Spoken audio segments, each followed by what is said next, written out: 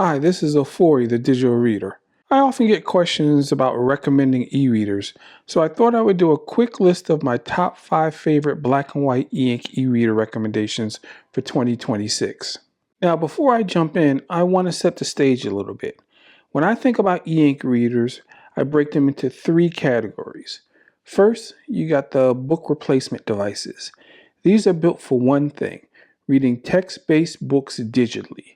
Not comics, not magazines, not heavy PDFs, just straight up books. These are usually in the 6 to 8 inch range, lightweight, and focused on comfort and battery life. Second, you've got the note takers. These are your digital notebooks, bigger screens, stylus support, built for writing and annotating PDFs and replacing paper notebooks. And third, you've got the eInk tablets. These are the jack-of-all-trade devices, usually Android-based, where you can read, take notes, run apps, and do a little bit of everything. But you're sacrificing some battery life, some screen quality, and some focus on your particular activities. For this video, we're keeping it simple. These are 5 of the best book replacement e-readers in 2026. This is all about the reading experience, not specs, not benchmarks, just how good these are at replacing a physical book. Now, I know what some of you are thinking. Why no color e-ink readers? Right now, color e-ink isn't as good a pure reading experience as black and white e-ink readers. There is no real debate that they're not as sharp, they're not as clear, and they have worse battery life as the backlight is always needed. First is the Pocketbook InkPad 4. This is a 7.8-inch device, and if you've got larger hands or you just want something that feels closer to a real book page, this is where it shines. The screen is fantastic, super sharp, great contrast, and you've got a ton of flexibility. You can pull books from Dropbox, Google Drive, Pocketbook Cloud, and even Libby. It's one of the most open ecosystems out there. Battery life is also incredible.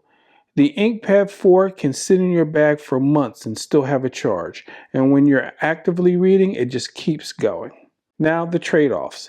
It's not the fastest device. They kind of have a low-end processor, and it's not meant to be.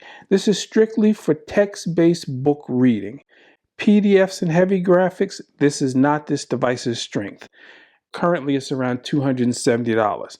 It's definitely, at least right now, the costliest option. But if your goal is pure reading and you've got your own library of books, this is one of the best experiences you can get because their bookstore is kind of a mess, especially if you're an English-speaking reader. Next up is the Kindle Paperwhite. This is kind of the gold standard for most people, and at around $179 without ads, one of the best values out there. And it's on sale also 2 to 3 times a year on Amazon.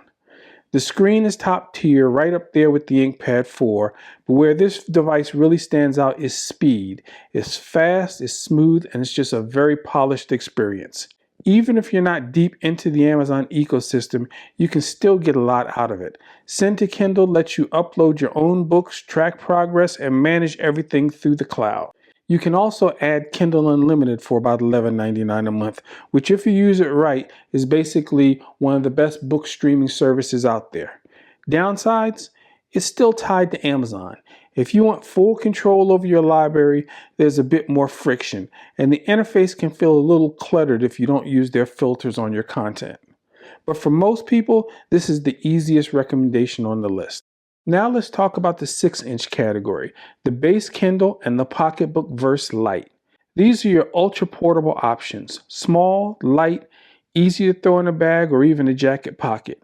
On the Pocketbook side, you've got a few Verse versions, but honestly the Verse Lite is the one that makes the most sense. It's simple, affordable, and does exactly what you need. Great screen, clean reading experience, and no unnecessary extras. People obsess over the fact that it's not a 300 ppi screen, but on a 6-inch screen, the Verse Lite's 212 ppi looks fantastic. You won't notice a difference in text clarity, and it's the cheapest on the list since the Kindle has a $20 surcharge for removing the ads. The base Kindle is very similar in purpose. Same ecosystem benefits as the Paperwhite, just in a smaller form factor. At 6 inches, you're sacrificing some screen real estate, but for portability, you really can't beat it. If you just want something to carry around and read comfortably, these are hard to argue against. And finally, we have the wild card, the Books Go 7.